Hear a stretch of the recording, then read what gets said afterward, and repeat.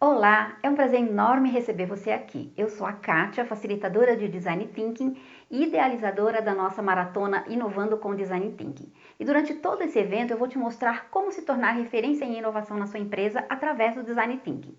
E antes que você comece a pensar que isso não funciona para você porque a sua empresa é tradicional demais, que você não é uma pessoa criativa, que não tem apoio do seu gestor para inovar, que isso é coisa para o pessoal que trabalha com TI, ou até mesmo que você está velho demais para começar.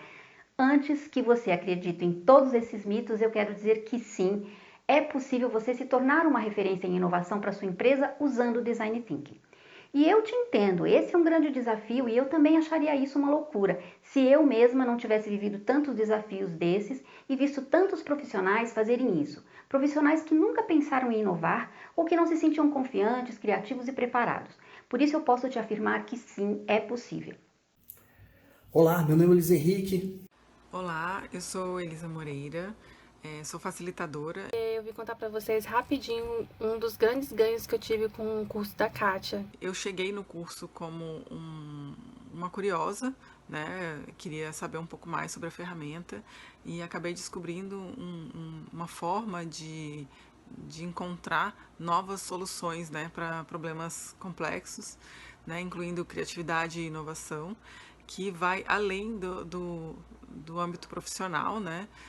Acabei levando para a minha vida também. Hoje, principalmente quando eu tenho algum problema muito grande para resolver, grande não, pode ser até de médio porte, eu costumo utilizar bastante o mapa mental, aquele de convergência, divergência, convergência, divergência. O curso me deu uma bagagem e a oportunidade de facilitar várias oficinas de Design Thinking, usando as ferramentas e as dinâmicas, produzindo soluções que atendem às necessidades reais da minha empresa. A técnica do post-it é excelente, serve para qualquer coisa que a gente faça hoje no trabalho.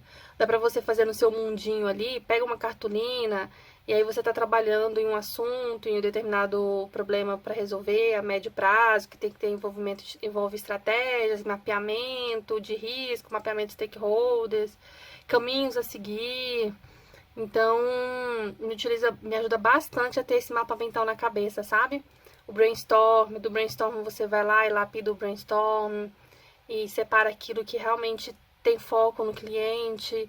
Então, dentro da criatividade, da inovação, eu acredito que é uma ferramenta bastante valiosa e que pode ajudar a gente em várias áreas da vida. Hoje eu trabalho com política, né? Então eu sempre tenho um stakeholder, eu tenho alguma meta, algum alvo. E esse meu alvo, essa minha meta, eu trato como se fosse um cliente. Então, eu centro todos os meus pensamentos e estratégias nesse cliente. O que esse cliente precisa? É o melhor caminho? É a solução mais adequada? O que eu gasto menos esforço e mais tempo? Então, é uma técnica que te ajuda demais. Hoje eu tenho a oportunidade de facilitar as oficinas e, cara, é uma experiência que não tem nem como falar, né? O aprendizado, a experiência, o valor que eu gero na minha empresa é fenomenal. Agradeço demais, porque de forma sistemática e organizada, você consegue visualizar isso, sabe? Sai da cabeça para o papel e é muito mais fácil de você achar uma solução. Obrigada, Kátia. Você viu? A inovação pode acontecer em qualquer cenário, pelas mãos de qualquer profissional. Seja numa empresa tradicional que ainda não inova, mas também numa empresa em que a inovação já aconteceu, mas ainda não chegou na sua área. Eu já treinei profissionais de diferentes áreas: engenheiros, professores, administradores, consultores, analistas, desenvolvedores, designers, coaches, profissionais de RH, funcionários públicos, servidores de diversos órgãos de diferentes formações e idades. Com pós, sem pós, com curso universitário, sem curso universitário, os mais diferentes tipos, ganhando confiança e clareza para criar soluções inovadoras incríveis e seguindo com a iniciativa de inovação e o tão sonhado reconhecimento e valorização do seu trabalho, só com as práticas do Design Thinking e com um pouco de tempo e dedicação. Apenas porque elas colocaram em prática um método adequado, elas souberam fazer do jeito certo. E existe o jeito certo, sem complicação, apenas engajando as pessoas no processo e, claro, gerando e demonstrando resultados. Mas antes da gente entrar na aula, eu vou te contar um pouco da minha história para você entender como eu cheguei até aqui e como eu posso te ajudar. Eu me formei em Direito pela PUC de São Paulo e em Letras pela USP, e no mesmo ano em que eu entrei nessas faculdades, eu também me tornei funcionária pública no Tribunal de Justiça de São Paulo. Olha só que maravilha! Mal eu tinha entrado na faculdade e eu já me tornava concursada. Eu me sentia poderosa, eu entrava todo dia de manhã pelo tapetão vermelho do Tribunal de Justiça, vestia minha própria beca para ir aos julgamentos. Eu tinha um salário bacana e a tão sonhada estabilidade. Mas depois de 20 anos no funcionalismo público, eu tinha um cargo de muita responsabilidade também. Eu já era assessora no STJ, que é um órgão máximo do Poder Judiciário no Brasil, só que eu estava muito infeliz na minha carreira. Eu tinha pouco tempo para a família, eu trabalhava, estudava demais, vivia sob pressão constante, eu era sempre muito cobrada para atingir resultados cada vez maiores, executar projetos e cumprir metas cada dia maiores. Eu sentia que meu trabalho era uma commodity. Eu fazia muito igual a todo mundo. Eu sentia que eu estava gastando meu tempo, toda a minha energia e eu não tinha o resultado que eu queria. Eu sentia que eu não tinha espaço para evoluir, que as coisas eram como eram e não tinha como mudar. E eu me perguntava o que eu estava fazendo com as minhas possibilidades. Era só aquilo mesmo que eu queria? Cumprir tabela para a empresa e ser bem paga por isso? Não. Eu sentia que eu precisava reagir, eu precisava mudar, encontrar um novo caminho, explorar novas possibilidades, em que eu visse o meu trabalho fluindo, onde eu me sentisse crescendo e evoluindo. Um trabalho novo em que eu pudesse aplicar todo o meu conhecimento, onde eu fosse reconhecida, um trabalho em que eu não só fosse bem paga, mas que eu tivesse também um trabalho e com sentido e valor. Mas eu estava muito longe disso. Eu fiquei tão mal nessa época que depois de 20 anos de estabilidade eu queria deixar o funcionalismo. Claro que as pessoas perceberam que eu não estava bem. E aí os amigos me falavam, Kátia, só faltam 10 anos para você se aposentar. Mas eu tinha uma outra perspectiva. E eu pensava, não, ainda faltam 10 anos. Eu ainda tenho muita coisa para realizar. E eu saí. E aí a coisa ficou complicada porque eu não tinha a menor ideia de por onde eu ia começar e o que fazer. Eu ficava estudando muito, participava de tudo que era tipo de evento, palestra, workshop. Eu queria encontrar uma oportunidade, enxergar uma coisa nova. Até que um dia eu fui a uma palestra e lá eu conheci uma coisa que ia mudar o rumo da minha vida. Eu conheci o pensamento de design, ou como a gente chama, design thinking. Eu simplesmente me apaixonei pela doideira da criatividade e muito embora eu sempre tenha trabalhado numa área muito lógica, racional, o que eu vivi naquela palestra me abriu a cabeça para tantas possibilidades que eu não pude ignorar aquilo. Aquela ideia que eu tinha de que eu era uma operadora do direito racional e reta desapareceu. Eu fiquei tão eufórica que eu fui falar com um palestrante e conversando com um dos seus assistentes sobre os meus planos de encontrar uma nova possibilidade de carreira, ele me convidou para assistir uma oficina prática que o palestrante costumava dar voluntariamente nas universidades. Eu adorei a ideia e aceitei, e nós combinamos que eu iria numa próxima oficina. E aí no dia seguinte eu já estava lá em casa, estudando, pesquisando, querendo saber mais sobre design thinking. Eu fiz vários cursos, li livros, assisti vídeos, muita coisa solta na internet. Conheci muitas ferramentas e artefatos, mas tudo na teoria. Na prática, eu não sabia o que vinha antes e não sabia o que vinha depois. Eu não entendia a coerência, era uma informação inconsistente. Não tinha uma lógica, um passo a passo prático que eu pudesse seguir. Eu estava apaixonada pela teoria, mas não fazia ideia de como aquilo acontecia na prática. Eu tinha medo de errar. Eu não sabia se estava usando as ferramentas do jeito certo. Eu ficava completamente perdida com tanto conhecimento e eu não tinha segurança de aplicar. E teve hora que eu inclusive achei que eu tinha investido tempo em algo que não ia me trazer o resultado que eu queria, porque para mim aquilo era totalmente novo e eu estava quase desistindo. Mas aí eu resolvi entrar em contato com aquele palestrante e ver se aquele convite ainda estava de pé. E sim, estava. No dia da oficina eu estava super feliz porque eu ia poder ver e observar aquilo que eu estudei na teoria. Se aquilo acontecia na prática, aprender um pouco sobre design thinking e sentir se aquilo era para mim e como aquele novo aprendizado podia se encaixar na minha nova vida. Mas isso era o que eu achava. O que aconteceu de fato foi que eu cheguei no evento, o facilitador, o tal palestrante que me convidou, fez a sua apresentação, dividiu os alunos da universidade em grupos e do nada ele soltou: Kátia e Eduardo, vocês vão ser os facilitadores do grupo 2. E aí eu gelei. Eu perguntei para o tal parceiro Edu: você sabe aplicar design thinking, Edu? E ele disse: não, é a minha primeira vez. E você? E eu respondi para ele: eu nunca fiz isso na vida. E ele disse: e agora, o que a gente vai fazer? Eu respondi para ele: a gente olha para o palestrante, vê como ele faz e faz igual. E aí foi uma loucura, uma das coisas mais arriscadas. Como é que você vai fazer uma coisa que nunca tinha feito, sem nunca ter feito isso antes? Pois é, bem-vindo ao mundo da inovação. Aquilo foi louco. Mas aí eu saí daquela situação pilhada, eufórica, sentindo que tinha uma coisa ali, uma oportunidade, algo que tinha me tirado daquele meu estado de estagnação.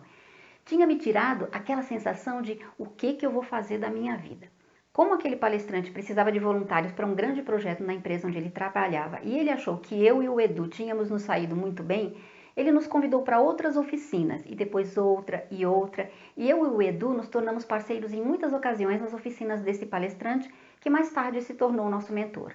Ele nos ensinou muita coisa, mas eu sentia que eu ainda tinha muito que aprender. Eu não tinha muita segurança, porque eu não era nem da área de design, nem da área de tecnologia. Eu não tinha nenhuma formação acadêmica em design e eu achava que se eu não soubesse design, as pessoas não iam acreditar na minha capacidade e nunca iam me contratar.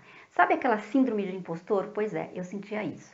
Aí eu fui estudar design e nos meus estudos de design eu conheci o Don Norman, que foi o designer da Apple, um dos maiores designers do mundo, e eu descobri que, como eu, ele também não era designer. E ele dizia que os melhores designers que ele conheceu não eram designers. Aquilo tirou um peso enorme das minhas costas e a partir dali eu me concentrei em aprender o que interessava para minha nova carreira e eu segui em frente. Isso já faz alguns anos e como no Brasil ainda havia poucos design thinkers, eu rapidamente fui sendo chamada para fazer trabalhos. Havia muita oportunidade só em empresas grandes. Essa é a vantagem da gente ter um conhecimento que poucos têm, porque a gente está um passo à frente. Ou seja, eu, apesar da minha pouca experiência, tive a oportunidade de trabalhar para grandes empresas como Banco do Brasil, Caixa Econômica Federal, Sebrae, Fundação Dom Cabral, Infraero, Senado Federal, Exército Brasileiro, várias universidades. E essas empresas me contratavam para ajudá-las a criar novos processos, estratégias, soluções de todo tipo, desenvolver produtos e serviços, tudo com design thinking. E foi um aprendizado acelerado para mim, porque cada empresa tinha um desafio de design, e em cada uma um problema diferente, um produto diferente, uma estratégia diferente. E a minha curva de aprendizado cresceu rapidamente. Não demorou muito para as empresas também passarem a me contratar para eu ensinar isso para os seus funcionários. E foi assim que eu me tornei uma facilitadora e treinadora de várias abordagens e metodologias com foco em inovação. Nesse caminho, eu já ensinei milhares de pessoas a desenvolverem suas ideias e resolver problemas criativamente para inovar.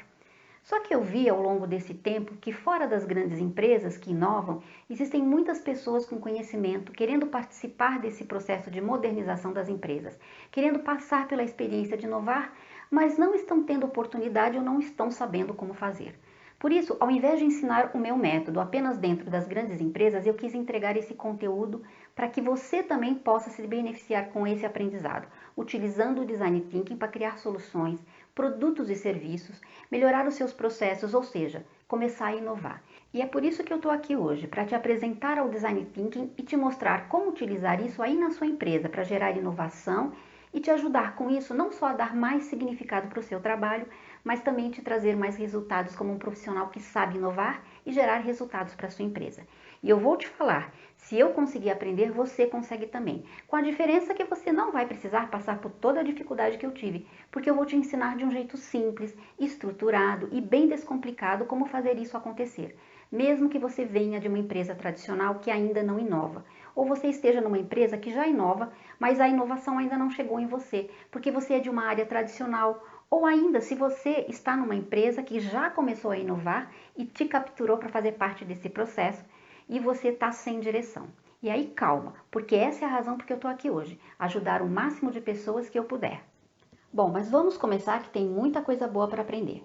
Hoje eu vou te dar uma visão ampla e completa do que é Design Thinking, por que ele é importante para a inovação e como você pode colocar ele em prática agora mesmo, no lugar onde você está, com as condições que você tem hoje. Mas principalmente, eu quero que você enxergue a possibilidade que esse conhecimento pode te trazer se você colocar em prática. Como você pode melhorar os seus resultados e gerar mais inovação para a sua empresa.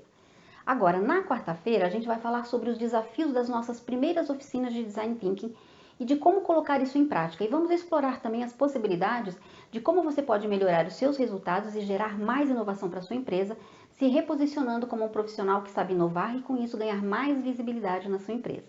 Agora, antes de falarmos sobre Design Thinking, há alguns conceitos que precisamos ter claros e que vão nos ajudar mais tarde, não só a entender melhor a abordagem, mas também como e em que situação utilizar com sucesso. Como o Design Thinking é voltado para a inovação, precisamos ter clara a diferença entre o que é inovação e o que é invenção. Bom, as pessoas têm ideias o tempo todo, mas isso não significa que estamos sendo criativos. Ter ideias não é ser criativos. Uma ideia sozinha não vale nada, ela precisa ser materializada. E quando temos uma ideia e conseguimos materializá-la, somos criativos. Agora, quando temos uma ideia, conseguimos materializar e transformamos isso em algo que traz resultado para o mercado, a gente está falando de inovação. E de que tipo de resultado eu estou falando? Bom, se o resultado é resolver um problema das pessoas e gerar lucro para as empresas, a gente tem inovação. Se o resultado consiste em gerar bem-estar para a sociedade, a gente está falando de inovação social. Sem resultado algum, temos invenção. Santos Dumont foi um grande inventor, mas ele não foi inovador, porque ele não transformou o avião num produto comercializável que fosse acessível às pessoas. O que a gente conclui disso é que o conceito de inovação é muito ligado à criação de valor para as pessoas e para o negócio, tá? A invenção é um construto, algo que foi criado, por exemplo, o avião. Santos Dumont inventou o avião, criou o primeiro protótipo, mas não existe uma aviação Santos Dumont, como existe Embraer, Boeing, etc. Ele é um inventor, mas ele não foi inovador. Quem inovou foi a Boeing e a Embraer, que levaram o avião para o mercado e ofereceram o serviço a milhares de pessoas. Então a inovação está ligada a mercado. É algo que se realiza no mercado, é um conceito econômico, que precisa ser escalável e acessível às pessoas. Ou seja, precisa gerar resultado no mercado. De todas as empresas que lançam inovações no mercado hoje, apenas 4% delas têm sucesso. As empresas inovam para se tornar competitivas e relevantes para as pessoas e crescer. A gente percebe que entre solucionar um problema e transformá-lo num negócio de fato, há uma zona de incertezas e ambiguidades inerentes do processo de inovação. Nesse cenário de incertezas, medo de errar e falta de clareza sobre o futuro, as pessoas precisam estar preparadas para enfrentar os desafios e ter um processo estruturado que permita ter clareza do cenário e enfrentar esses desafios de inovação sem pular etapas ou encurtar o caminho, e isso é fundamental para o sucesso. É aqui que entra o Design Thinking, porque o Design Thinking é uma abordagem estruturada, com um começo, meio e fim, que resolve problemas e gera inovação em cenários de incerteza e complexidade. Ele tem sido utilizado por pessoas e empresas de todos os tamanhos, de startups a grandes corporações. Eles usam em seus processos de inovação e tem sido utilizada como um grande diferencial estratégico e competitivo também. Conclusões que a gente pode tirar disso. Inovação não se faz com gênios criativos, nem sozinho, a gente precisa das pessoas. Não acontece por acaso e por inspiração, mas depende de muito trabalho estruturado e pode ser gerenciado. Inovação também não é tecnologia. É criar produtos que resolvam os problemas das pessoas, que é quando você gera mais valor, sem adivinhações, sem achismos. Inovação é um processo. A gente sempre faz confusão de associar inovação à tecnologia, mas inovação não depende de tecnologia. A gente confunde porque sempre associamos inovação à tecnologia e startups, mas não é assim. A tecnologia é só uma forma da gente inovar, mas existem muitas maneiras da gente criar inovação sem base tecnológica. Ela só é um instrumento, um recurso que facilita muito o crescimento e a escalabilidade do negócio. Por isso ela é importante para as startups, porque elas precisam crescer rápido e a tecnologia, então, é uma garantia e uma grande vantagem nisso. Então, o que define um produto como inovação é, primeiro, se ele entrega valor e se ele é acessível a muitas pessoas. Então, quando pensamos em inovação, nós precisamos respeitar 3 fundamentos básicos da inovação. Toda solução inovadora precisa ser tecnicamente possível, economicamente viável e desejável pelas pessoas. E importante, a gente entrega valor sempre que resolvemos problemas, dores e necessidades das pessoas. E aí, qual é a dificuldade das empresas? Pois é, as empresas são boas em tecnologia, em criar estratégias de negócio, mas não entendem o que as pessoas desejam, não sabem criar para as pessoas. Eles tentam adivinhar, criam soluções com base no que acham que o cliente gosta, no que acham que vai ser bom para o cliente, mas aí depois tem que gastar uma fortuna com marketing para empurrar o produto goela abaixo do cliente. E mesmo assim não resolve, o produto fracassa. Isso acontece em empresas de todo tipo e tamanho, que acham que inovação se trata de ter ideias, mas inovação é sobre resolver problemas e dores das pessoas. Quanto melhor resolvedor de problemas você for, mais inovador você vai ser. E aí, voltando às dificuldades das empresas, elas têm poucos profissionais que têm essa habilidade de resolver problemas do ponto de vista das pessoas que sofrem com o problema. Precisa ter empatia. Agora, fazer isso direito requer um processo estruturado. Não é o que eu acho que é certo, é o que as pessoas querem e precisam. E é aí que entra o Design Thinking. Foi para atender a essa dificuldade das empresas em inovar e serem empáticas com os problemas dos seus clientes que o DT foi criado. Então vamos começar a entender o que é Design Thinking. Antes é bom a gente saber que a gente pode usar o Design Thinking em qualquer situação, até na sua vida pessoal. Mas como a gente está falando de inovação, eu sempre vou trazer para o contexto de negócio. Tem uma definição que eu gosto muito, que diz que Design Thinking é uma abordagem ou um processo que usa o pensamento criativo para resolver problemas complexos e gerar soluções inovadoras centradas no ser humano. Então, Design Thinking é uma abordagem. Não é uma metodologia, não é um framework, não é uma ferramenta, nem um passo a passo que a gente replica. Cada oficina de Design Thinking é única e por isso elas são de extremo valor e exclusividade. É um processo iterativo também, ou seja, é um processo em que a gente aprende enquanto a gente faz. Por exemplo, testar uma solução antes de produzir um produto é aprender enquanto faz. Ele é um processo de aprendizagem e descoberta. Bom, agora a gente vai destrinchar essa definição, tá? Ela diz muita coisa sobre o que é Design Thinking e a gente vai conversar sobre cada uma dessas partes e eu quero que você tenha uma visão ampla do que é o Design Thinking. Então a gente vai para o quadro e a gente vai ver cada ponto desse, tá bom? Então o que diz essa definição, tá? Que Design Thinking é uma abordagem que usa o pensamento criativo para resolver problemas complexos e gerar soluções inovadoras centradas nas pessoas. Então, por onde que eu vou começar? Primeira coisa, que Design Thinking usa o pensamento criativo. E o que é o pensamento criativo? Bom, o pensamento criativo, sempre que a gente tem que resolver um problema, e o Design Thinking serve para isso, sempre que a gente tem que resolver um problema, e nós que somos normais e não nos consideramos criativos, quando alguém nos oferece um problema para resolver, o que a gente faz? A primeira coisa que a gente faz é a gente olha para o problema e a cabeça da gente começa a pensar uma infinidade de soluções ou a gente fica tentando encontrar a resposta certa, a solução certa. É isso que a gente faz, a gente olha para o problema e quer a resposta certa daquele problema. Mas quando a gente dá esse mesmo problema para uma pessoa que está acostumada a usar o pensamento criativo, que a gente costuma dizer que são pessoas mais criativas, são os designers, são as pessoas, né, que mexem com arte e que estão acostumadas com o pensamento criativo, elas não agem assim. O que elas fazem? O pensamento delas é diferente. Elas olham para o problema e elas não saem pensando em solução. Elas primeiro duvidam do problema, elas querem entender muito bem aquele problema, elas querem entender aspectos, nuances, elas querem ir além do que elas sabem sobre os problemas, então elas vão atrás, vão pesquisar, vão falar com pessoas, enfim, elas olham para o problema e elas querem levantar o máximo de informações possíveis sobre aquele problema, para depois, num segundo momento, elas começarem a pegar todas essas informações e conectar uma coisa com a outra, ligar uma coisa com a outra e decidir, essa informação é importante, essa aqui não é tanto, eu acho que essa daqui é mais relevante, essa aqui vai trazer mais resultado, essa aqui é mais rápida. Ela começa a avaliar todas essas informações e começa a fazer escolhas e tomar decisões. Então, é um pensamento completamente diferente, né? A gente normalmente olha e já sai pensando em solução. Quando a gente tem um pensamento criativo, não, a gente primeiro olha para o problema, pensa muito bem, explora o problema para depois a gente pensar em hipóteses de solução para aquilo, tá? Então, como é que isso acontece na prática? Bom, imagina que no Design Thinking é importante a gente saber que a gente sempre começa por um desafio, um problema que a gente quer resolver. Então, a gente tem um problema aqui, tá? É um problema. O que o pensamento criativo faz? Bom, a gente olha para o problema e a gente começa a pensar numa infinidade de possibilidades sobre aquele problema, informações, a gente quer colher informações, a gente abre o leque de possibilidades.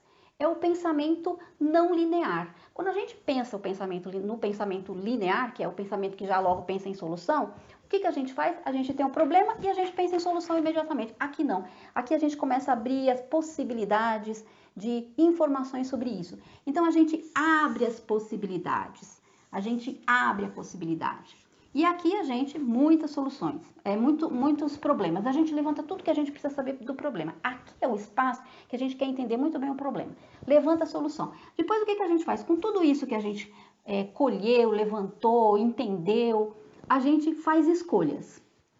E aí a gente começa a diminuir o escopo. Então, a gente primeiro abre o leque de informações sobre o problema, para depois a gente ir fazendo escolhas, vendo quais as informações que são mais relevantes. Esse processo de abrir aqui e colher o máximo de informações possível, ou seja, aqui a gente quer quantidade, tá? A gente quer quantidade de informação. Esse processo de abrir e levantar quantidade, a gente chama de divergência, tá? Movimento divergência. E quando a gente vai fazendo escolhas, vai diminuindo o escopo, a gente está convergindo. Aqui a gente está fazendo convergência, tá? Na divergência, é bom a gente entender que divergência não é briga, não? A gente não vai fazer um brainstorm para todo mundo ficar brigando, não. Divergência é abrir as possibilidades, tá? É a gente, a partir de um ponto, criar várias possibilidades, é a gente se afastar de um ponto. Não é divergir, não é confronto, tá? É se afastar de um ponto. A gente se afasta de um ponto sempre que a gente tem muitas unidades de informação. Aqui é importante também a gente falar de unidade de informação. A gente quer quantidade, tá? Quantidade de unidades de informação, muita informação na divergência. E aí, obviamente, se a gente levantou um monte de informações, depois a gente tem que fazer escolhas. Tem que decidir o que é melhor, o que não é. E aí, então, o que acontece? Que conclusão a gente tira daqui dessa fase, dessa primeira fase do pensamento criativo? Que no pensamento criativo, muito diferente do que a gente imagina, o pensamento criativo, ele não é só de ideias, de ter ideias. O pensamento criativo, ele pressupõe que você tenha muitas ideias, mas que você depois também saiba fazer escolhas, tomar decisões.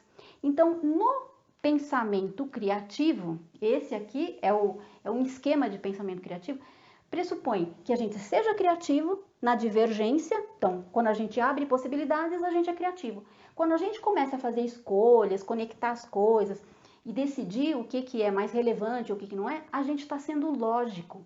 O que pressupõe que o pensamento criativo não é só criatividade, ideias. É tomada de decisão, é ação, é agir.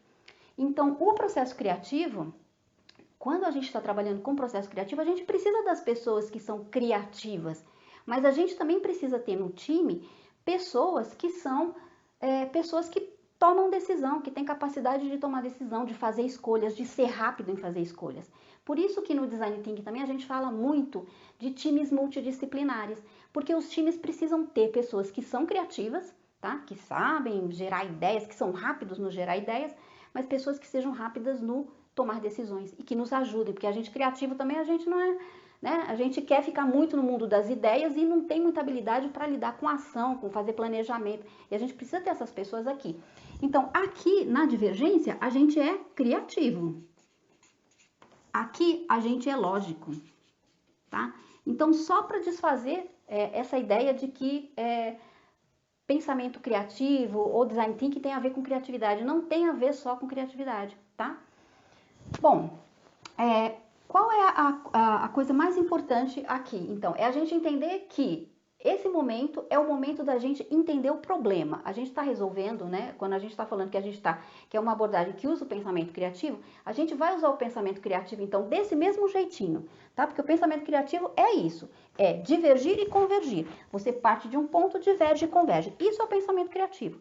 Este jeito de pensar no Design Thinking vai se repetir por mais de uma vez, tá? Então, neste primeiro momento, se vocês pararem para prestar atenção, isso daqui depois a gente vai ver que isso aqui vai formar o duplo diamante, que é um framework de Design Thinking, a gente vai falar sobre ele depois, tá? Mas vamos continuar aqui, ó. Então eu falei que Design Thinking é uma abordagem que usa o pensamento criativo. Então tá entendido o que é pensamento criativo, por que a gente diz isso? A gente é lógico, a gente é criativo. A gente aqui quer, na divergência, quantidade de informação. Depois a gente diz que ele é uma abordagem. Por que a gente diz que Design Thinking é uma abordagem? E aqui eu quero deixar, né, quero chamar a atenção de vocês para isso. Design Thinking é uma abordagem. Então, assim, vocês estão aprendendo aqui comigo e vocês vão lembrar sempre disso. Sempre que vocês lembrarem disso aqui, dessa palavra abordagem ou processo, tá? Também pode ser processo. Abordagem ou processo. Toda vez que vocês ouvirem isso, vocês vão lembrar de mim. Por quê? Porque quando a gente vai olhar em livro, internet, ou mesmo muitos especialistas em Design Thinking, eles falam assim, Design Thinking é uma metodologia. Não, Design Thinking não é metodologia, tá? Design Thinking é uma abordagem ou um processo. Por quê? Justamente por causa disso, porque ele não é um passo a passo, ele não é um processo linear. É um processo iterativo. A gente vai descobrindo coisas e vai tomando decisões. A gente vai aprendendo ao longo de todo o processo. Ele é um processo iterativo, tá? Então, ele é um processo, né? Ele não é, por exemplo, um framework. E aí a gente vai ver que existem frameworks para nos ajudar. Mas framework é só uma representação gráfica. Então, ele não é um passo a passo. Não tem um passo a passo. Lembram que eu falei que eu não encontrava um passo a passo que me ajudasse? Pois é, porque não tem um passo a passo. Então, ele não é uma metodologia, né? Muita gente chama metodologia, chama errado. Então aqui você está aprendendo, não chama metodologia, nem passo a passo, nem framework. Tem gente que fala comigo, Design Thinking é um framework de geração de ideias. Não é isso. Ele é uma abordagem. A gente sabe, de fato, quem entende o que é Design Thinking ou o que não é, quando a gente ouve a pessoa falar a primeira frase, Design Thinking é uma metodologia, você fala, não sabe Design Thinking, tá? Então você nunca mais vai esquecer isso. Toda vez você vai lembrar de mim. Design Thinking é uma abordagem ou um processo, tá? Pode chamar das duas maneiras, porque as duas expressões significam que ele não é linear, tá? Então, assim, a gente entendeu que Design Thinking é uma abordagem, não tem um passo a passo. Ele usa o pensamento criativo, ou seja, a gente sempre vai, a partir de um ponto, de um problema, a gente vai divergir para levantar informações e depois vai convergir, ou seja, a gente vai ser criativo, mas a gente também vai ser lógico, tá? E aí ele é utilizado para resolver problemas complexos. E o que quer dizer problemas complexos? Problemas complexos são aquilo que a gente chama de problemas mal estruturados. O que significa isso? Significa que são problemas que não têm uma única solução. Existem várias soluções e a gente usa o Design Thinking para resolver eles. Por quê? Porque a gente vai ter que fazer escolhas, a gente vai ter que olhar para várias possibilidades, a gente precisa ter uma visão sistêmica para poder escolher qual que é a melhor. Pode ser que tenha mais de uma melhor, mas aí você tem que olhar para todo o teu contexto para decidir entre todas essas, essa daqui é a que é por onde eu vou começar, tá? Então você precisa ter visão sistêmica, tá? Então, primeiro, os problemas complexos são esses problemas mal estruturados, que tem mais de uma possibilidade de solução, tá? E são problemas também que estão fora do nosso controle. O que eu quero dizer isso? Quero dizer que para resolver esses problemas, eu sozinha não tenho todas as possibilidades. Quer dizer, eu não tenho todo o conhecimento necessário, ou eu não tenho todo o dinheiro necessário, ou eu não tenho todo o poder de decisão. É por isso que aqui também é importante a gente lembrar de novo que no Design Thinking a gente trabalha com times multidisciplinares, pessoas de diferentes áreas, com diferentes conhecimentos e expertises. Trazer essas pessoas com os seus conhecimentos, inclusive a gente sempre opta também por trazer os stakeholders, porque são eles que têm poder de decisão. E no Design Thinking a gente não quer só ter ideias, a gente quer ter ideias e tomar decisões. Decisões precisam ser tomadas. Nesse sentido, a gente precisa ter, se possível, alguém que tome decisões dentro do nosso time, tá? Então, entendido, ó. Design Thinking é uma abordagem, um processo que usa o pensamento criativo para resolver problemas complexos, tá? E aí a gente continua aqui, gerar soluções inovadoras centradas nas pessoas. E aí, por que pessoas, né? Por que a gente precisa, o que quer dizer assim, a centrada nas pessoas? Design Thinking é uma abordagem centrada nas pessoas. Porque lembram que eu falei que as empresas estão errando porque elas não entendem os problemas das pessoas? Pois é. Nesta fase aqui, nesta primeira fase, quando a gente está, a partir de um problema, levantando informações sobre o problema, esse aqui é o espaço que a gente chama de espaço do problema, tá? A gente está divergindo e convergindo sobre informações em relação ao problema, porque no Design Thinking a gente primeiro entende o problema muito bem, para depois gerar ideias de solução. Gerar ideias de solução e prototipar é outra fase. Então, na primeira fase, a gente usa o pensamento criativo, para pensar sobre o espaço do problema. Depois a gente vai usar o pensamento criativo para pensar ideias de solução, mas primeiro a gente tem que entender muito bem o problema. Esse é o diferencial do Design Thinking. As empresas normalmente partem logo para a segunda fase, que é gerar ideias de solução. Isso está muito errado, porque você não sabe tudo sobre o problema. Você precisa trazer gente diferente, pessoas que têm muita informação que você não tem. Pessoas que pensam diferentes, que têm ideias diferentes, que vão te ajudar a resolver esses problemas complexos, tá? Sozinho você não consegue. E aí, quando a gente está falando de entender muito bem o problema, onde é que as empresas erram aqui, como eu falei? Elas erram porque elas não conseguem capturar informações, as informações que elas precisam para gerar valor, para criar soluções que as pessoas amem. E o que falta nesse processo das empresas? Falta elas trazerem para este momento aqui do entendimento do problema, trazer as pessoas. Pessoas de todos os tipos, né? Não só as pessoas das empresas que têm conhecimento diferente, mas as pessoas que têm aquele tipo de informação que é preciosíssima e que a gente só vai saber se a gente for falar com elas. Que são as pessoas que têm a dor, que sofrem com o problema que a gente está tentando resolver. Que são os nossos usuários, nossos clientes. Ou ainda não são nossos clientes, mas a gente quer criar um produto para elas. E a gente precisa trazer essas pessoas para dentro do processo. Quando a gente traz, aí a gente faz como isso, né? Como é que a gente traz as pessoas para quê? Para elas participarem desse processo de divergência aqui? Não, a gente não precisa trazer elas para dentro da sessão, né?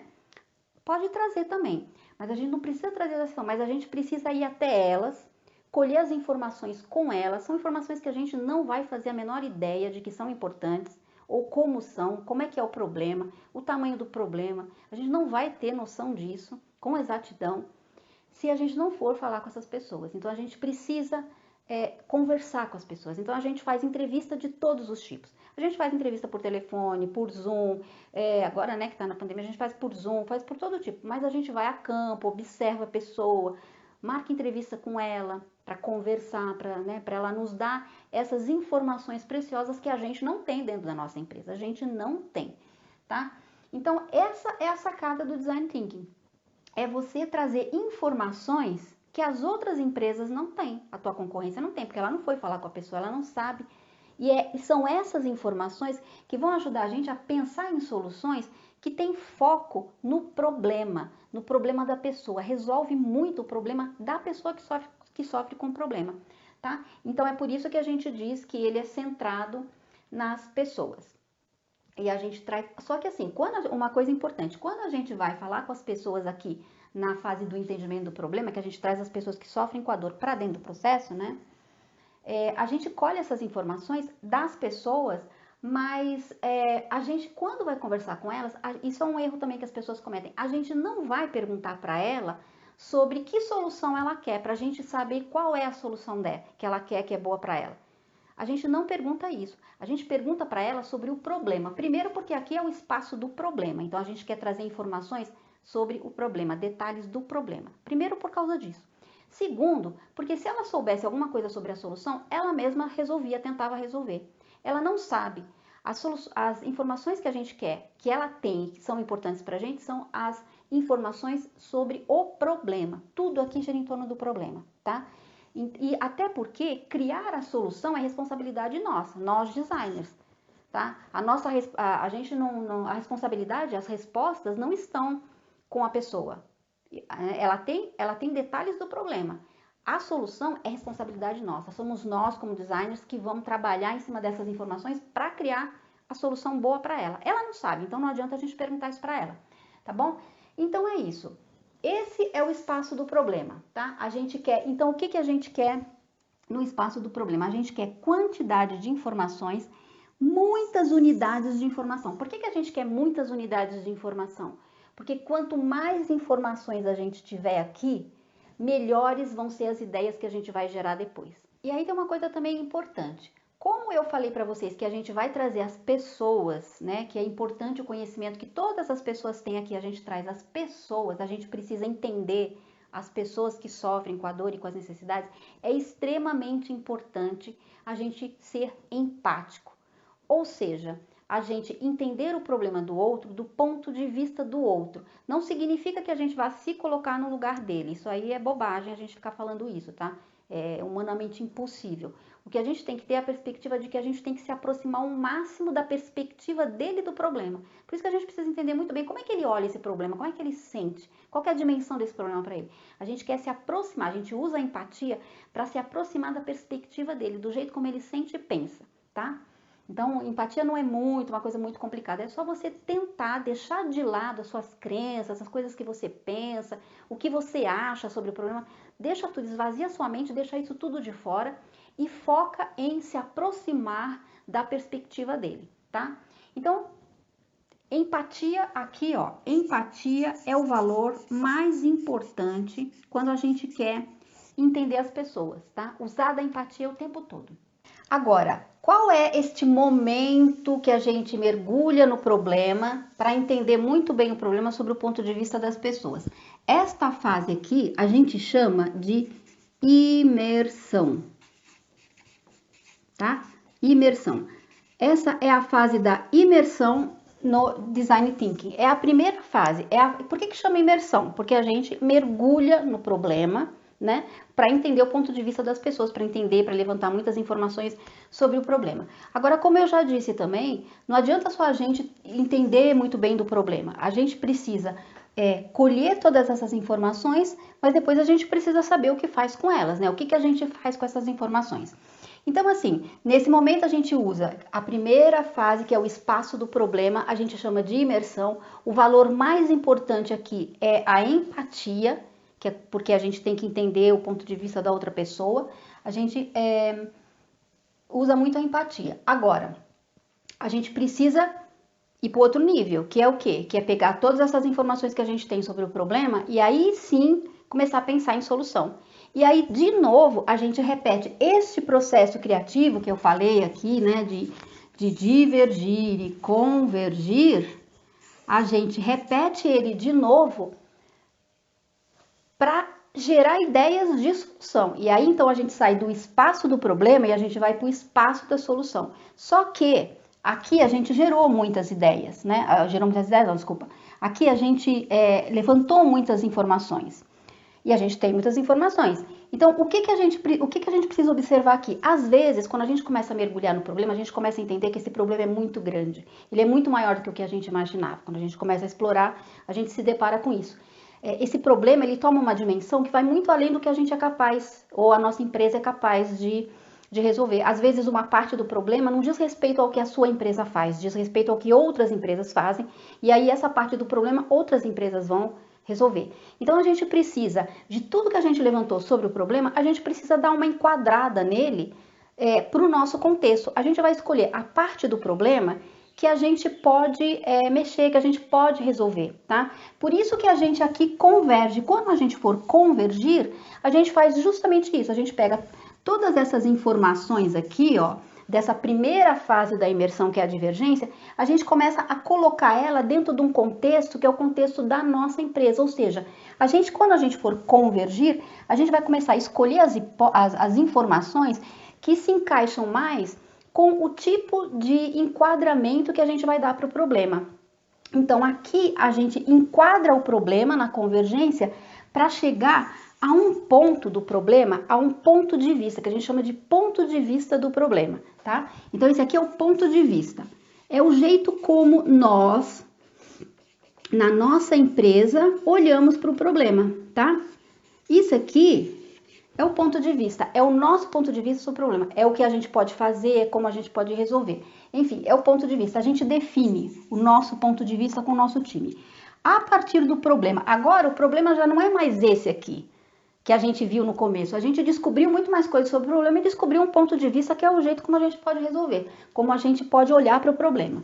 Então, a partir daqui, de novo, a gente vai, já conhecendo todas as informações, a gente vai de novo divergir, tá? Só que aqui, como a gente já sabe o problema, o ponto de vista do problema que a gente quer resolver, a gente está com ele muito bem definido aqui, a gente aqui agora já está preparado para começar a pensar em ideias de solução. A gente começa a entrar no espaço da solução, tá? E como é que a gente faz para entrar no espaço da solução? O espaço da solução é a fase, de novo, a gente repete o mesmo processo, o mesmo pensamento criativo. A gente vai divergir e depois a gente vai convergir, tá? A mesma coisa, eu vou explicar direitinho o que significa na convergir.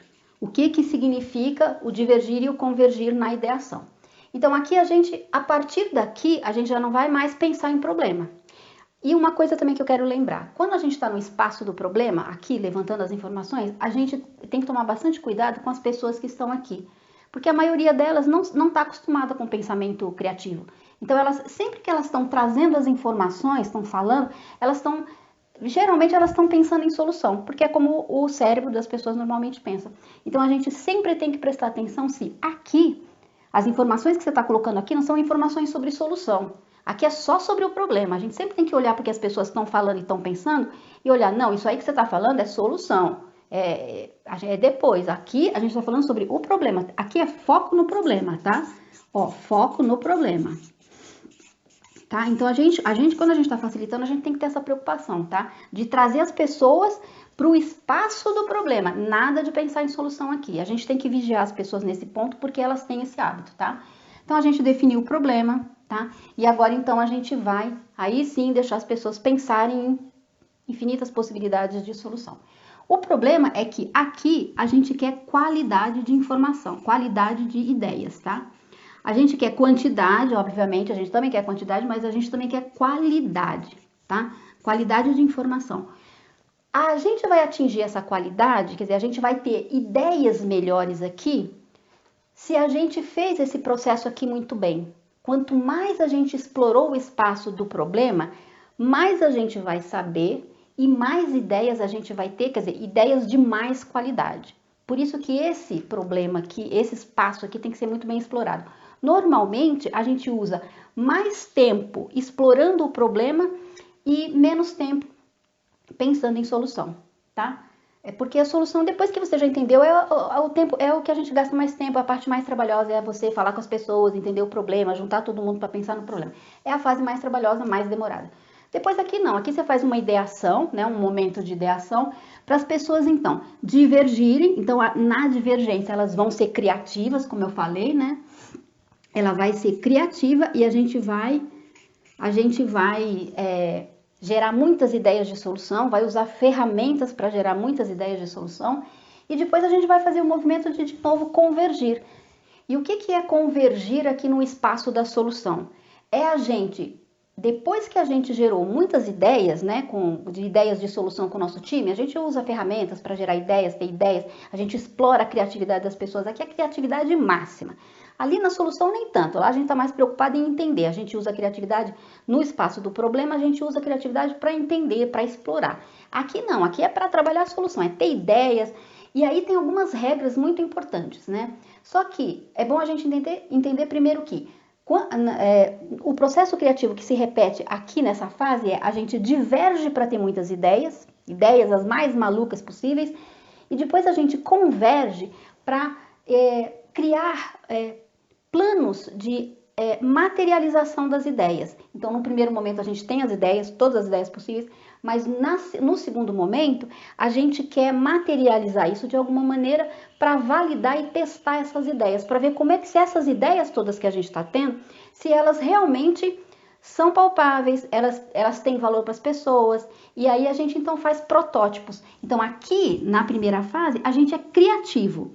E na segunda fase, quando a gente diverge, a gente toma decisões, né? A gente é lógico.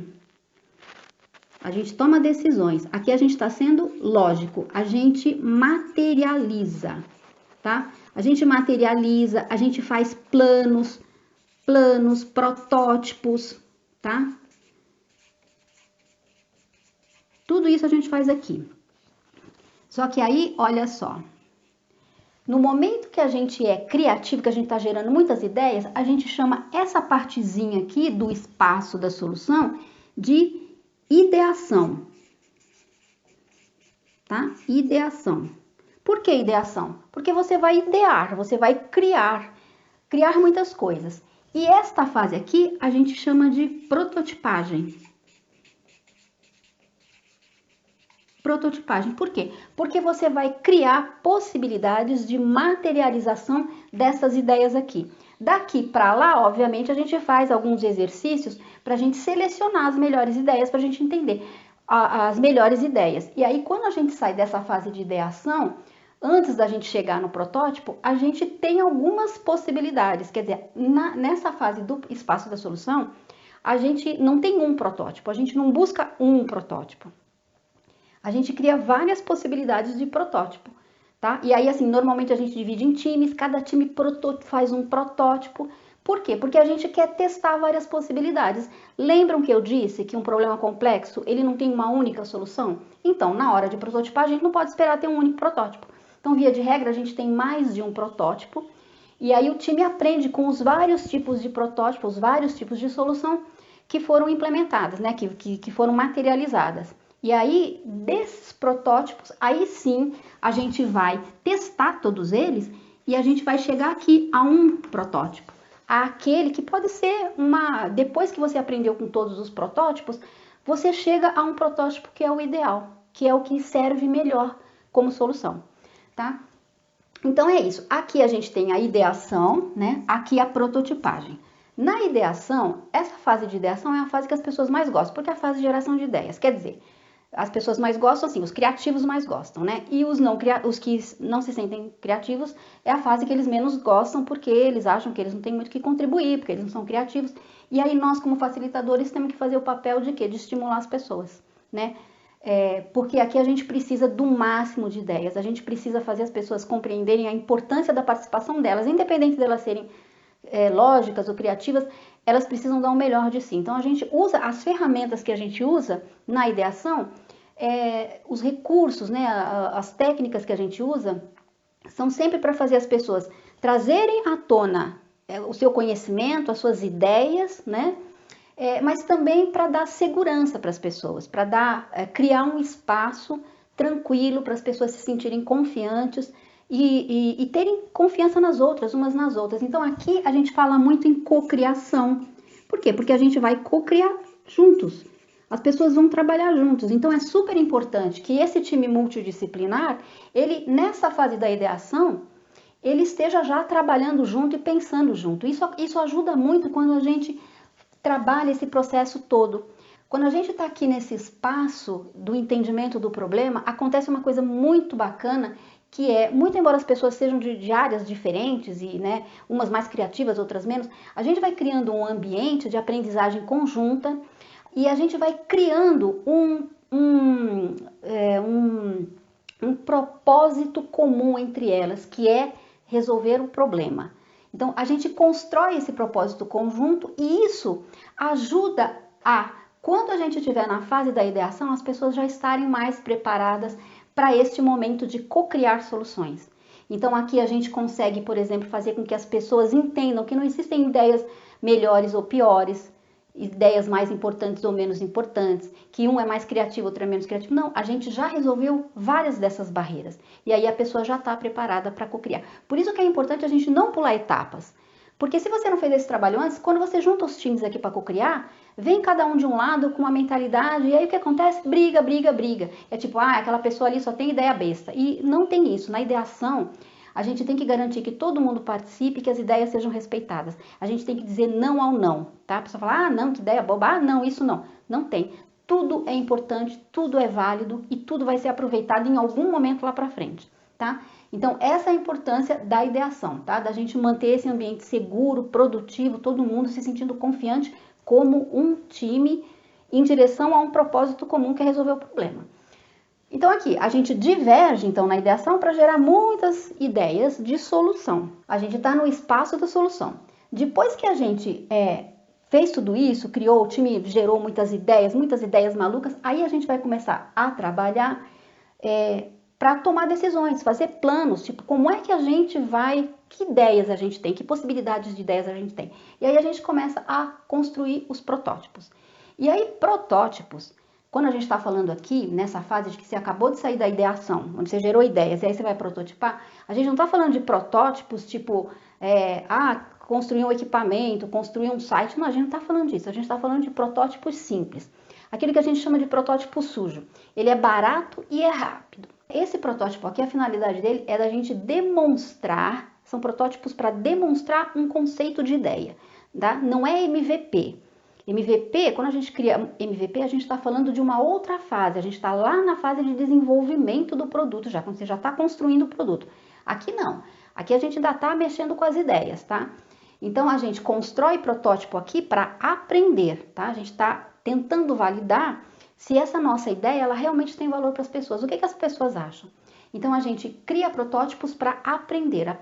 Então a gente vai apresentar esse protótipo para os nossos stakeholders, a gente vai ver se eles estão percebendo o valor que a gente acha que a gente está criando. Então a gente apresenta o protótipo para os stakeholders, a gente apresenta para as pessoas que têm o problema, para ver o que elas acham. E no apresentar para essas pessoas, a gente vai aprendendo com elas vão dando feedbacks para a gente. Então o protótipo basicamente é para a gente aprender e para a gente entender se a nossa ideia é válida ou por que ela não é válida, se a gente não conseguir validar. É isso, a gente quer aprender. E aí um erro muito grande que os times cometem é que eles constroem protótipos, levam muito tempo na prototipagem, porque eles querem fazer protótipos muito bonitos. E aí quando a gente fica fazendo protótipos muito bonitos, a gente se apega ao protótipo. O time todo fica muito apegado ao protótipo.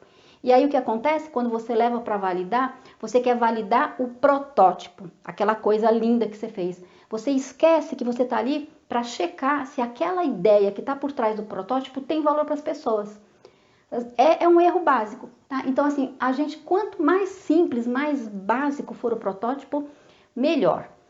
A gente precisa saber o que a gente quer saber. Protótipo, a gente tem que fazer perguntas, perguntar o que eu quero saber com esse protótipo, o que eu quero aprender, o que eu ainda nesse processo todo não consegui capturar de informação, que dúvidas eu tenho. Prototipa para saber, tá? Então, a gente não deve se apegar a protótipo. Protótipo é só para a gente aprender. E a gente pode fazer isso da maneira mais básica, porque o que importa é a gente demonstrar nossa ideia para a pessoa e capturar feedback dela. Então, que tipos de protótipos básicos a gente faz? E a gente sempre vê muito esses modelos de prototipagem nas oficinas de Design Thinking. É storytelling, é Lego, a gente pode usar Lego, a gente pode usar Canvas, vários Canvas de modelo de negócio, planos de ação, tá? Apresentações, encenações, enfim, coisas simples. Sketches, muito sketch. Sketch, desenho no papel é um tipo de protótipo. Se você desenhar no papel e o desenho que você fez foi suficiente para outra pessoa entender a tua ideia e te dar feedback sobre aquilo, pronto, aquilo é um protótipo, você está aprendendo com ele. Então, sobre as ferramentas, não falei nada sobre as ferramentas ainda, né?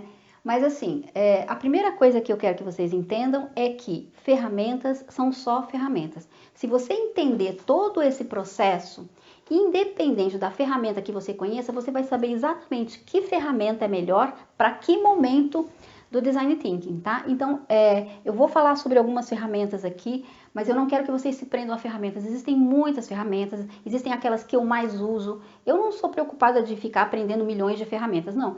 Eu me dei bem com uma quantidade de ferramentas que eu uso no meu método, elas funcionam maravilhosamente bem e eu uso essas. Eu sei outras, sim, mas essas funcionam muito bem para mim. Então, você tem que ter essa mesma ideia, você não precisa saber 1 milhão de ferramentas, não é porque a pessoa está falando que tem a ferramenta X, você precisa avaliar, na hora você precisa avaliar o tempo que você tem, as pessoas que você tem, o tipo de time que você tem, o tipo de problema que você vai resolver. Às vezes você tem um tempo curto, aí você vai usar uma ferramenta que demora 2, 3 horas.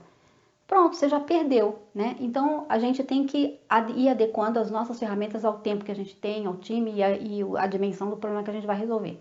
Mas, basicamente, é importante a gente entender o seguinte, que no espaço do problema, na fase que a gente vai entender o problema, a gente vai trabalhar na imersão, né? Que a gente vai trabalhar para entender muito bem o problema, as ferramentas que a gente vai usar aqui são sempre para a gente capturar as informações, extrair informações e organizar essas informações, porque nessa fase aqui a gente colhe muita informação, a gente fica com muita informação. Se a gente não usa ferramentas para nos ajudar a organizar, a gente se atrapalha. Primeiro isso. E a gente também usa ferramentas, e como é muita informação, a gente também tem que usar ferramentas que tornem este momento do espaço do problema um momento mais visual. A gente usa muita ferramenta visual aqui, por isso que a gente cola tudo na parede, a gente usa muito post-it, porque a gente quer que as pessoas, todo mundo do time, tenha acesso às informações o tempo todo. E eles têm que se apropriar dessa informação. É como se a gente pegasse o time todo e alinhasse todo mundo sobre o mesmo conhecimento. A gente dá uma alinhada no time, a gente coloca todo mundo na mesma página. E a gente usa, então, muitas ferramentas visuais. Então, assim, a gente tem basicamente 2 coisas importantíssimas para fazer aqui. Primeiro, levantar informações. E a segunda coisa, colocar o time todo na mesma página. Então, a gente usa ferramentas como brainstorming para levantar as informações. A gente usa a matriz CSD. A matriz CSD, por exemplo, que é a matriz de certezas, dúvidas e suposições, é uma matriz que ajuda a gente a fazer esse alinhamento do time. Ou seja, tem pessoas diferentes, com conhecimentos diferentes, o que um sabe e o que o outro sabe. E no todo, o time como um só, o que ele sabe e o que ele não sabe. Então, a gente usa a matriz CSD para fazer um levantamento de o que é certeza que o time sabe, o que é dúvida, que ele acha que sabe, uns sabem, outros não sabem, a gente fica com dúvida. E suposições, o que é suposição, o que a gente acha que é, a gente tem que checar. Então, assim, a primeira coisa que a gente faz é levantar essas dúvidas todas que o time tem, para a gente alinhar o time e você, como líder desse processo, você saber o que o seu time sabe e o que o seu time não sabe, tá? E a partir daí é que você vai definir o que é que você vai conversar com as pessoas que têm o problema. O que você precisa perguntar para ela sobre o problema que você não sabe? E aí você faz o quê? Usa o outro recurso, que é pesquisas. Pesquisa de todo tipo. E pesquisa você pode usar antes de conversar com as pessoas, né? Você faz pesquisa de internet, pesquisa artigos, livros, você lê, mas dê para se preparar para fazer boas perguntas para a pessoa depois, quando você for para uma fase de pesquisa mesmo, tá? Então, primeiro você usa ferramentas para alinhar o time, né? E se preparar para fazer as perguntas para as pessoas, tá? Então a gente usa brainstorm, matriz CSD, para no segundo momento, depois que a gente falou com as pessoas e a gente voltou para o time, se reuniu de novo com o time, aí a gente vai pegar essas informações e vai organizar tudo isso que a gente colheu de campo. E aí a gente usa mapa da empatia, porque aí a gente vai definir o que a pessoa pensa, faz, isso, aquilo. A gente usa mapa da empatia, a gente usa mapa da jornada, porque daí a gente deixa visual desenhado numa jornada. Quais os pontos de dor que a pessoa tem, a gente vai descrevendo, a gente vai aprendendo com essa jornada dela. Enfim, as ferramentas que a gente usa aqui são sempre assim, para a gente levantar as informações e organizar essas informações de uma maneira visual, que o time vai a qualquer momento poder acessar essas informações sem problema, tá? Então essas são basicamente as da imersão. Brainstorm, matriz CSD, mapa da empatia, mapa da jornada, blueprint no caso de você estar desenvolvendo produtos, enfim, né? Ferramentas básicas, tá? Na fase da ideação, por exemplo, aqui já no espaço da solução, a gente vai estar trabalhando com solução. E a primeira fase, que é a da ideação, a gente quer geração de ideia, criatividade. E aqui então a gente usa ferramentas de criatividade para ajudar as pessoas a explodirem o cérebro. Então a gente usa, por exemplo, muito brainstorm e, claro, brainstorm de diferentes tipos e maneiras. Então a gente tem brainstorm escrito, brainstorm falado, brainstorm desenhado. A gente usa todos esses tipos, mas principalmente a gente usa muito desenho, tá? Porque desenhar ajuda as pessoas o desenho, ele materializa o pensamento. Às vezes a pessoa não consegue expressar a ideia que ela tem dificuldade. Então, quando a gente põe para desenhar, a pessoa consegue, tá? Então, assim, a gente usa desenho e usa muito brainstorming, tá? Tem uma ferramenta aqui que a gente usa logo no comecinho, que é para ajudar a gente a deixar as pessoas, o time, focado no problema, na solução, desculpa, para ajudar o time a ficar focado na solução e entender o foco mesmo. Então a gente começa sempre essa fase aqui de geração de ideias, fazendo perguntas para as pessoas de como podemos resolver este problema. Então, como podemos fazer tal coisa? Em relação às hipóteses que a gente levantou, a gente começa a perguntar como podemos resolver essa parte do problema, como podemos resolver isso? É o como podemos, é um recurso bastante importante, ele ajuda as pessoas nessa geração de ideias, e a gente faz essa pergunta, a gente faz uma atividade com essa pergunta do como podemos, né? É o que os americanos chamam de how might we, tá? A gente usa essa, nesse momento aqui. Passada a ideação, gerou muita ideia aqui, a gente usa as ferramentinhas também para a gente conectar essas ideias, e a gente usa quadros de afinidades, ou seja, a gente gerou muitas ideias, mas aí a gente precisa conectar uma ideia com a outra, então a gente começa a criar quadros de afinidade, também são ferramentas visuais. E depois que a gente escolheu, a gente faz escolhas, né, toma decisões aqui, e aí a gente começa a ir para o protótipo, né, pensar nos protótipos. E aí, obviamente, o protótipo é uma ferramenta de visualização. A gente usa o protótipo como um recurso de materialização da ideia, tá? E aí a gente usa aquelas técnicas que eu já falei. Encenação, storytelling, a gente usa Lego, a gente usa papel, coisas que a gente pode reciclar, enfim, uma infinidade de canvas, tudo é prototipagem, tudo é ferramenta de prototipagem. Quer dizer, são aquelas ferramentas que nos ajudam a materializar a ideia, tá bom? Então é isso. E aí, com isso, a gente aqui termina, né, a fase, o Design Thinking. Agora, o que eu quero explicar para vocês. Eu passei aqui para vocês, né, coloquei o pensamento criativo dessa maneira e desenhei tudo isso para vocês, porque no final das contas, eu queria acabar com esse processo aqui, ó. Esse processo aqui.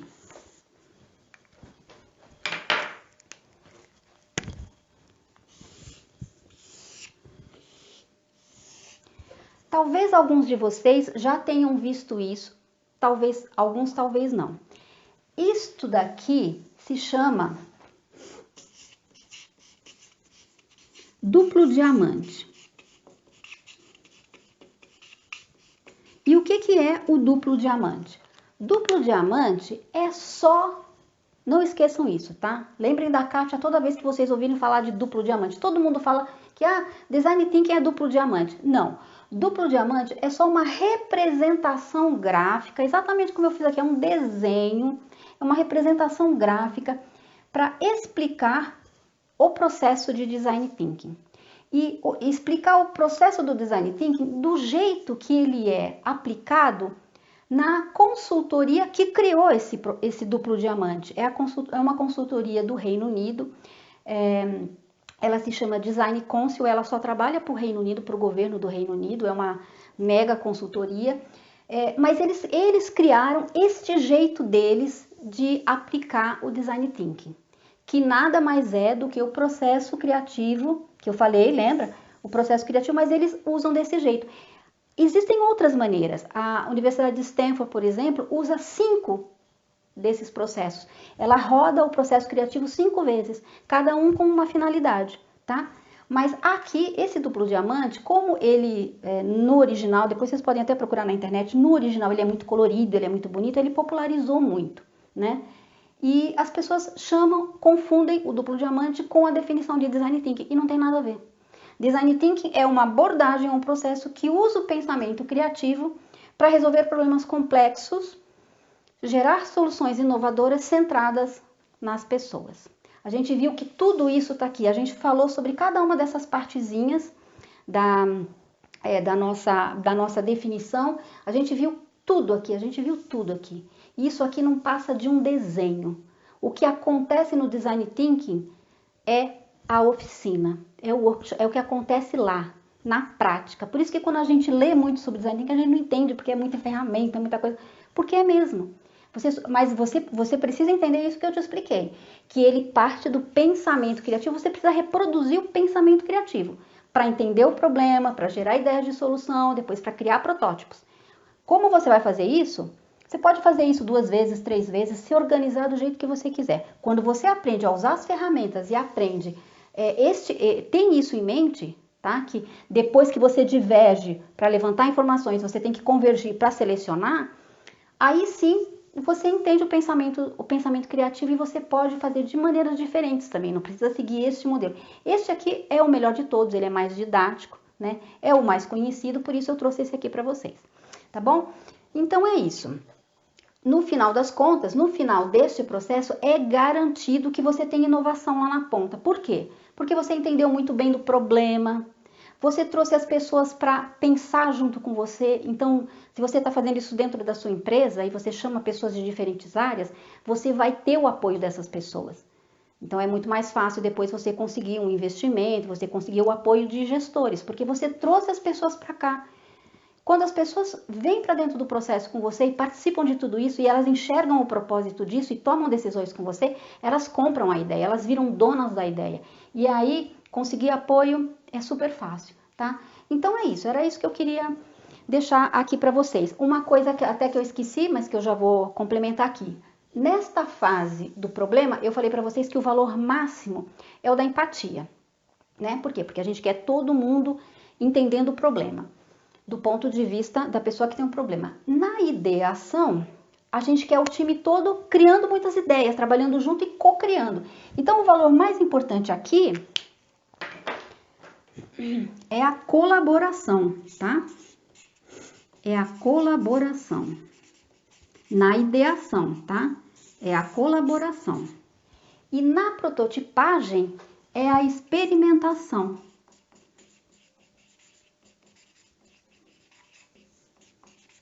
Por que é a experimentação? Porque quando a gente está construindo protótipos, a gente está testando possibilidades. Então, existe a possibilidade do erro. No Design Thinking, então, a gente aprende a lidar com a possibilidade do erro. A gente lida com essa incerteza da ideia ser boa ou não ser boa, de estar certa ou não, tá? Faz parte do Design Thinking a gente vencer essa barreira do medo e experimentar, tá bom? Então, é isso. por hoje era isso. Amanhã a gente vai ver como é que a gente usa todo esse processo na facilitação e como é que você pode usar isso aqui para engajar seu time, para você gerar soluções inovadoras na sua empresa. Como é que você vai fazer isso usando as ferramentas e tudo mais, para você se tornar um profissional referência, que é isso que eu quero aqui. Então, recapitulando, a gente viu o que é inovação, como ela acontece, vimos o que é Design Thinking, por que é importante para a inovação, conhecemos o framework do duplo diamante e exploramos todo o processo de Design Thinking. Falamos sobre o espaço do problema, o espaço da solução e, por fim, vimos os tipos de ferramentas mais utilizadas. Na próxima aula, vamos falar sobre como você pode aplicar todo esse conhecimento na sua empresa para criar inovação. Então, não deixa de assistir a próxima aula também, tá? E se você gostou, acha que esse vídeo também pode ajudar alguém, chama para assistir a aula com você. Uma outra coisa que eu queria te pedir é deixa o seu comentário no vídeo. Eu vou gostar demais de saber o que você achou, se gostou, se não gostou. Escreve aí nos comentários que eu quero saber. Eu vou responder todos os comentários. Eu adorei passar esse tempo com você e eu espero que você tenha gostado também. Eu espero você na próxima aula. Tchau!